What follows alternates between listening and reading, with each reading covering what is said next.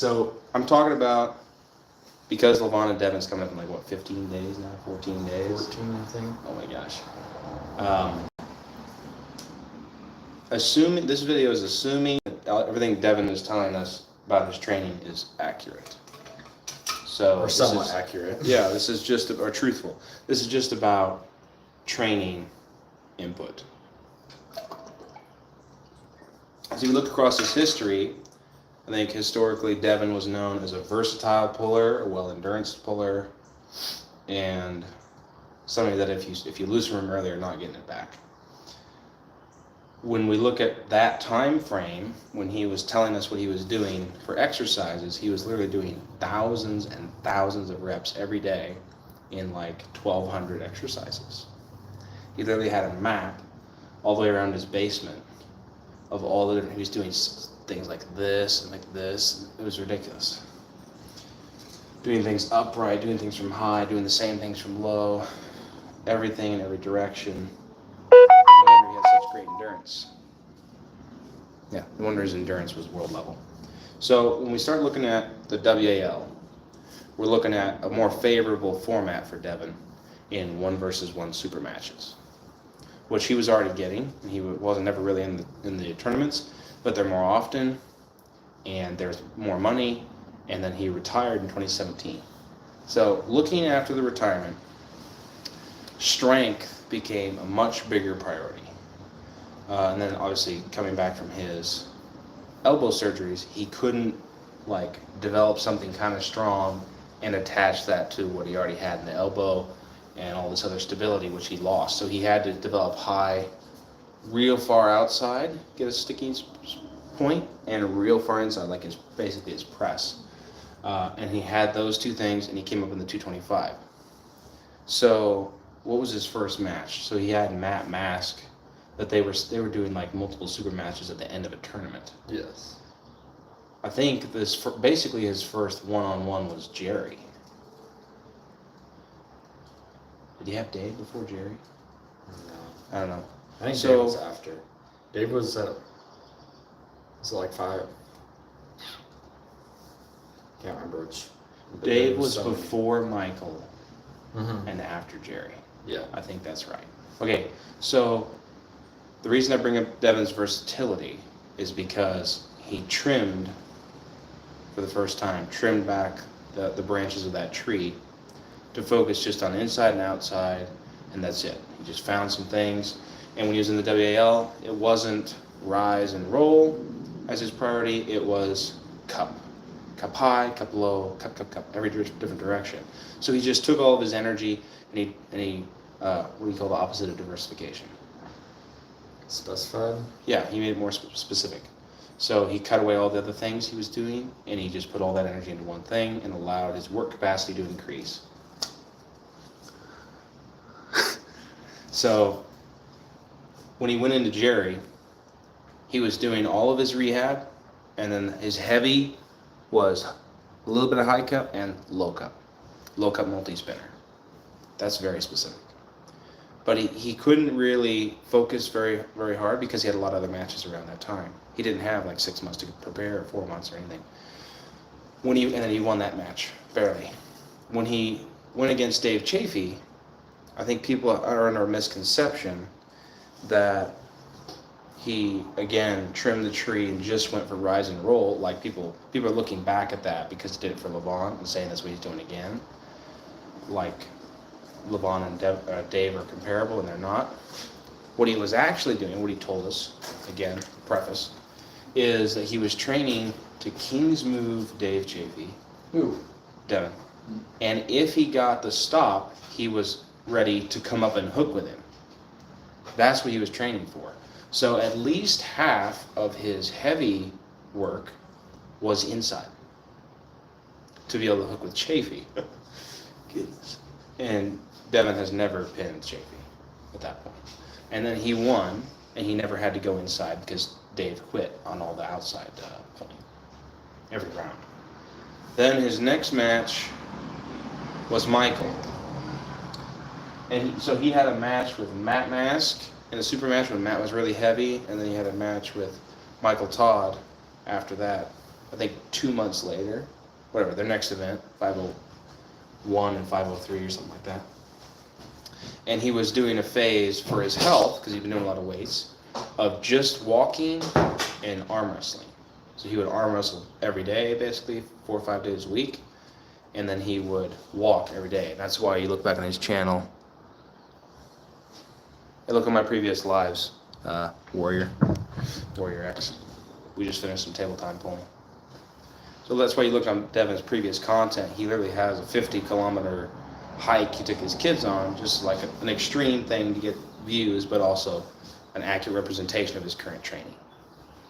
So then, what's his next big match? Loses to Michael Todd. Yeah. Okay, he faces some lighter weight guys to come back. Has some left-handed matches. Then he basically just faces Michael again. Mm-hmm. That accurate? So after he was way bigger than he's been before. Yeah. I think when he was like 280 something when he faced Michael the second 271. time. Oh, okay. He'd never been over 256, I think. It was significant. So skull gains, all that. And then when he faced Michael again, he arranged everything because Michael was overconfident. He arranged everything in his advantage. He was there in Dubai before Michael was. The pads were not long on the back. They weren't even long any direction. They were 7x7s. If you don't know, east versus west right now are, I think, 8 centimeters in both directions. I think that's what it is. They're very large. People still foul, but it's better.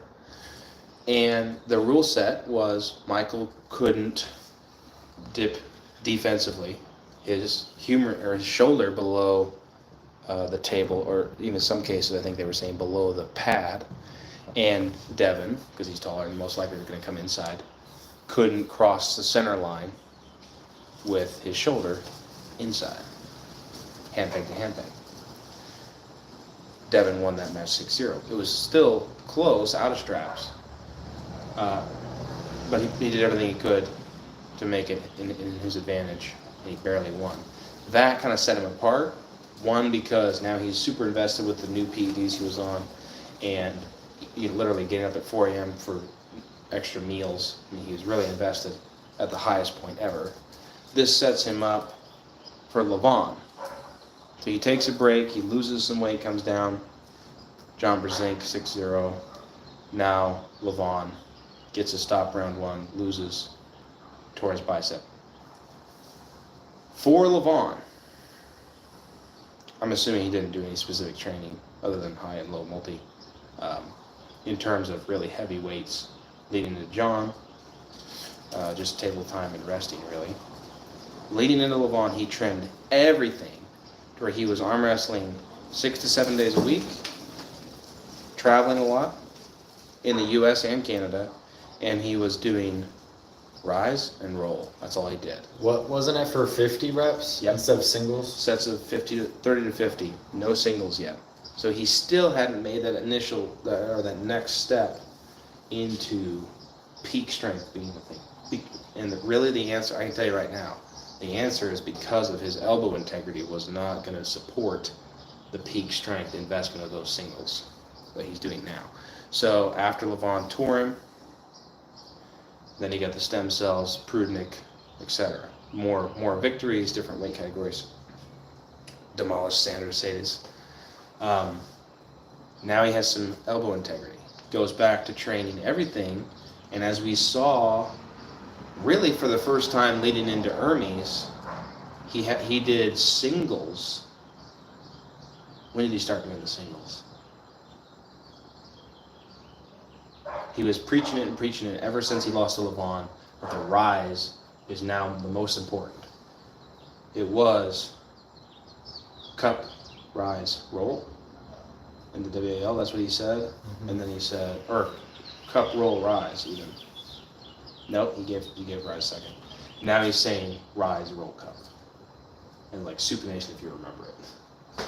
So then leading into, let's see, after the lightweight matches he had, was it Gennady right up next? Or was it not Hermes and then He had Gennady before Hermes.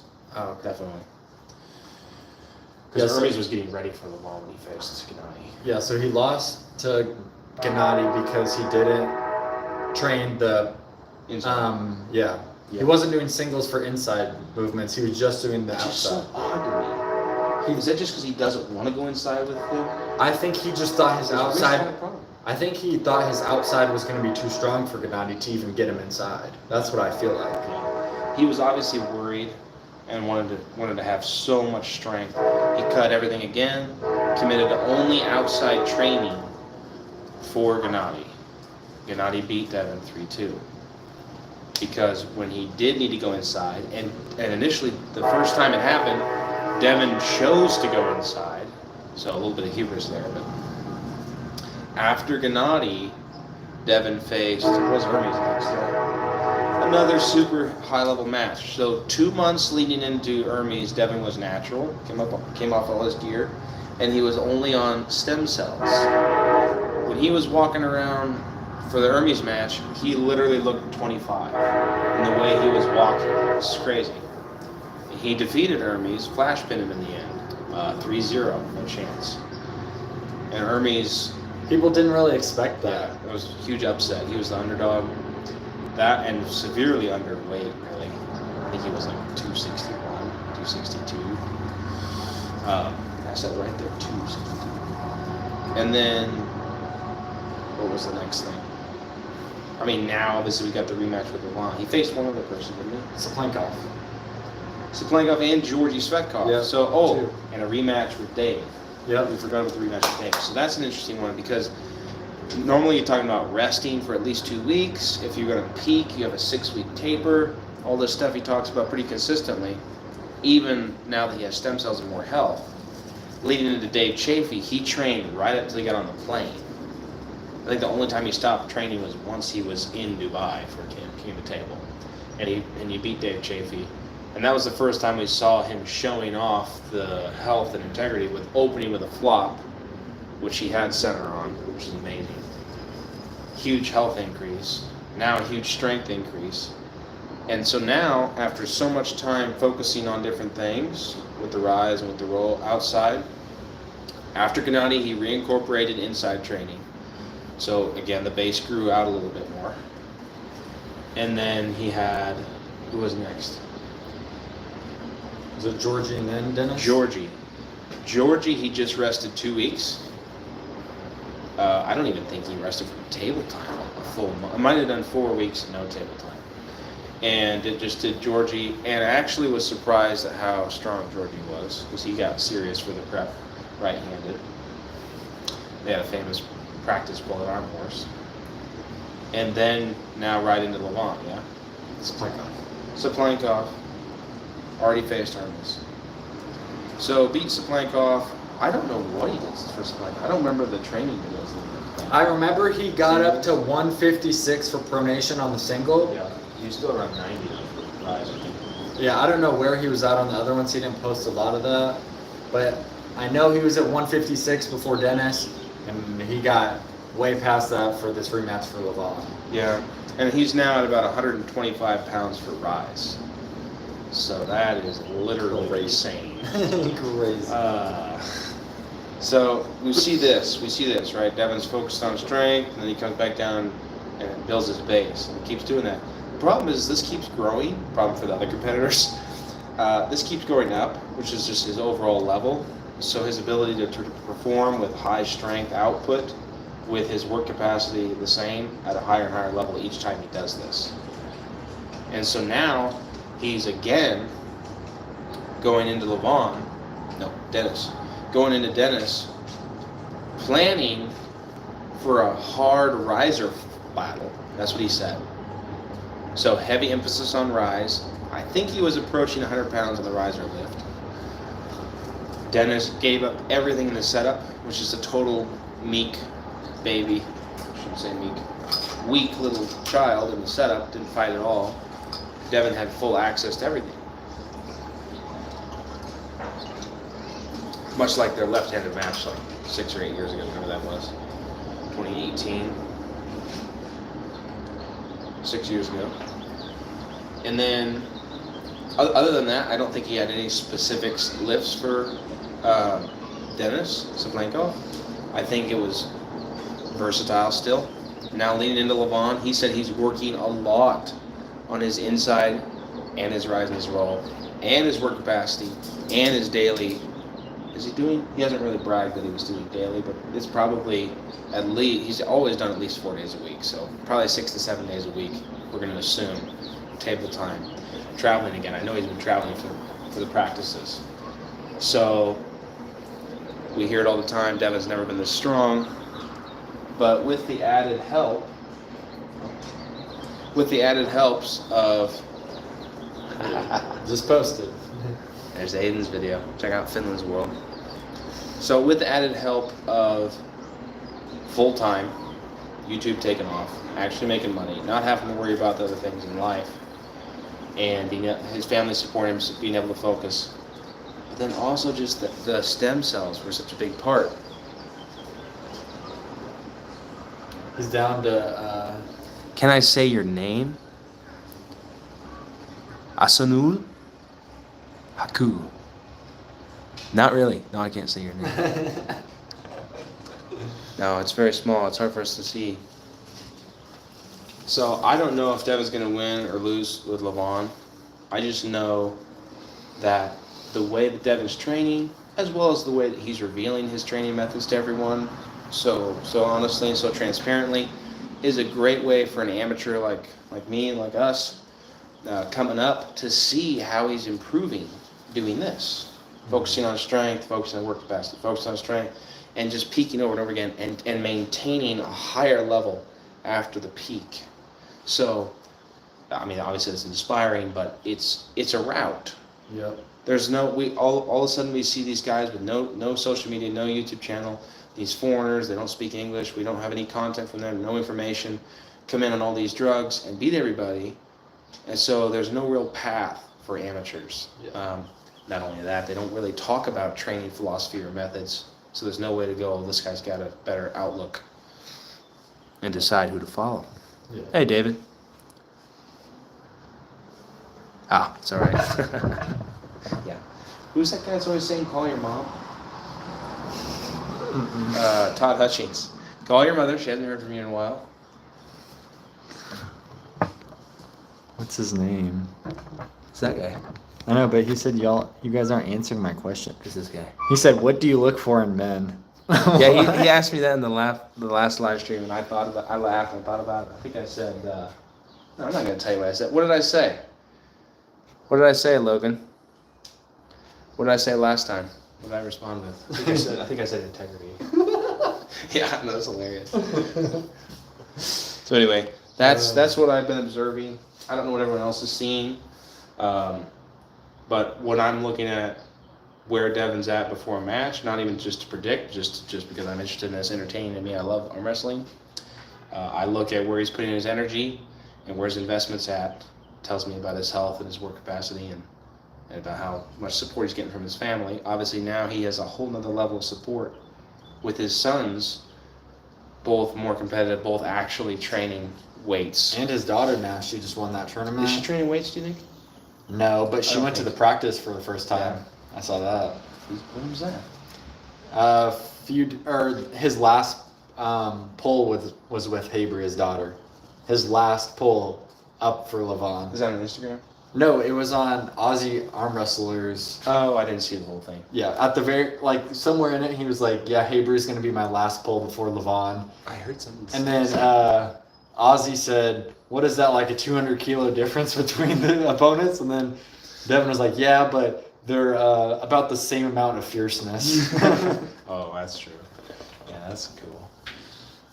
Yeah. Okay. Anyway, I think that's all of them. I think you covered if I post it, comment which match I missed. If anybody watches this ever. So, anyway.